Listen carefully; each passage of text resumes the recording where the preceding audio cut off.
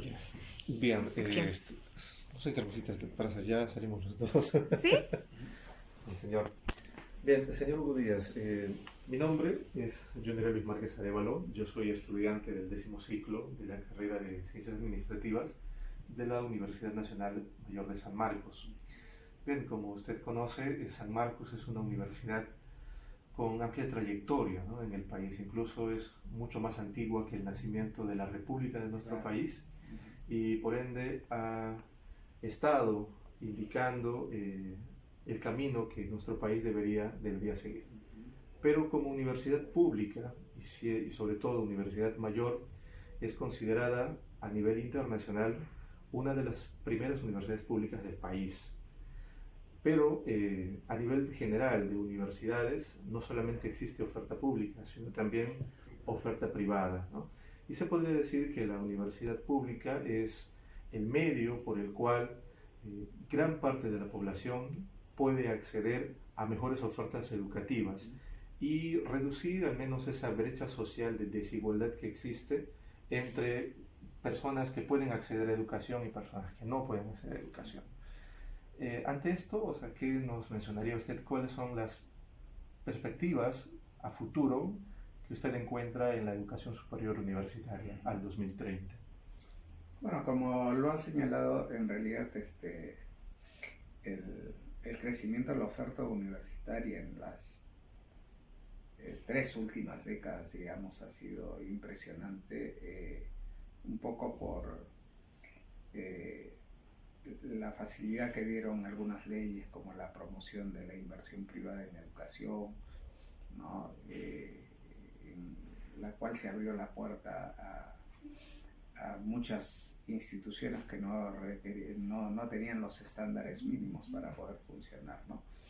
Y frente a eso habían dos cosas que jugaban paralelamente. Por un lado, un desencanto frente a la educación técnica, tecnológica, la formación profesional, ¿no? Y por otro lado, que aún habiendo crecido la universidad significativamente, si uno compara los años 60 con principios de los años 90, todavía las brechas, cuando uno compara el número de estudiantes universitarios por cada 100.000 personas, si lo compara con Chile, con Argentina, ¿no?, con otros países, México, entonces se encuentra que había una brecha importante a favor de los otros países. Entonces, por un lado, claro, esta ley de promoción de la inversión privada en educación, al abrir la puerta, cayó bien para muchos estudiantes porque encontraron estudios universitarios de bajo costo, ¿no?, incluso más bajos que una educación técnica, ¿no? Y pues se lanzaron en ello. Lo que en el camino fueron encontrando es que esos estudios en buena parte de los casos eran una estafa, ¿no? Es decir, cuando uno ve qué tipo de universidades se crearon desde fines de siglo pasado hasta ahora, pues se encuentra que hay varias que han sido una estafa, ¿no? Y entonces ahí es donde aparece el licenciamiento, la nueva ley universitaria, que era una necesidad porque era una ley para el siglo pasado la que teníamos, ¿no? Aún esta nueva todavía tiene cosas que habría que mejorar, ¿no? Por ejemplo, todo el tema de la globalización no está suficientemente incorporado en la ley universitaria, ¿no? Todo lo que tiene que ver con ciertas características del funcionamiento, por ejemplo, una mejor precisión del grado de autonomía de las universidades, ¿no? ¿Qué significa autonomía? A veces hay extralimitación tanto en las universidades públicas como privadas, ¿no? El hecho de que haya un rector que haya estado ganando 2 millones de soles, eso es un mal uso de la autonomía, ¿no? Claro. Entonces, ¿qué pasa, no? A pesar de todas las limitaciones, la matrícula universitaria pues ya casi está por el 1.000.000 de estudiantes, ¿no? Y tenemos universidades privadas como las peruanas, como César Vallejo, que están encima de los 100.000 estudiantes, ¿no? En su sede principal y en las distintas filiales que han creado.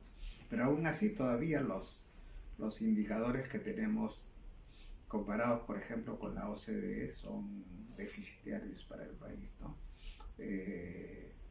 Por ejemplo, si uno compara con el promedio de países de la OCDE, pues nos faltan más de 300.000 doctorados para alcanzar el porcentaje, digamos, de doctorados que tiene respecto de la población total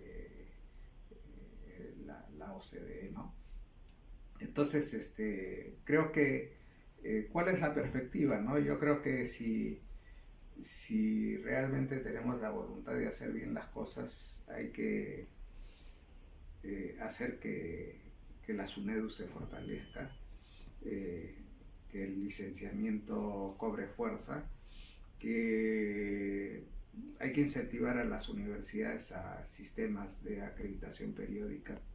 Por ejemplo, yo estuve en Europa hace unos 10 años, estábamos en un evento que se llamaba El futuro de las universidades europeas, y una de las cosas que se insistía mucho era que en Europa no hay un solo sistema de acreditación, que en España, por ejemplo, se llama ANECA, ¿no? Que es el público, pero hay toda una serie de sistemas de acreditación privados. Y lo que eran muy conscientes las universidades es que cuantos más acreditaciones de distintas instituciones tenían, les convenía, ¿no? Porque más acreditaciones significan más alumnos, más prestigio, mejores, digamos, criterios de gestión, ¿no? Una mayor vinculación con las necesidades del desarrollo, porque todos esos son indicadores que se demandan en la acreditación, ¿no? Entonces, y creo que ese es un aspecto interesante de la ley universitaria que hay que fortalecerlo, ¿no? Creo que de repente no hay que crecer tanto como hemos venido creciendo mal, sino quizás hay que regular un poquito eso, pero hacerlo con mayor calidad, llevar a costos realistas a las universidades. Hay que pensar también en distintos modelos universitarios, ¿no? Hay universidades que hacen bastante investigación, hay otras que no. Hay universidades que forman con criterios muy científicos, hay otras en Estados Unidos, por ejemplo, el Instituto Tecnológico de Massachusetts, pues son universidades más técnicas que digamos, de preparación científica. Entonces, creo que hay que pensar un poquito más en la variedad de modelos. Creo que hay que pensar en formas más flexibles de organización del sistema de educación superior. Permitir, por ejemplo, que las universidades puedan funcionar en regiones muy a la mano con institutos tecnológicos, y que sea como se hace en Europa, por ejemplo, ¿no? Donde tanto universidades como tecnológicos, el gobierno les encarga desarrollar polos de desarrollo en determinados espacios territoriales, ¿no? Por ejemplo, que San Marcos agarre toda su zona de influencia y pues se dedique a promover en la industria, en la población, en las escuelas, en los centros de salud, de todos, un uso más intensivo de las tecnologías, ¿no? Claro. Ese tipo de cosas yo creo que harían que el crecimiento de la universidad en el futuro, por un lado, se acerque más a las necesidades del desarrollo, y por otro lado, pues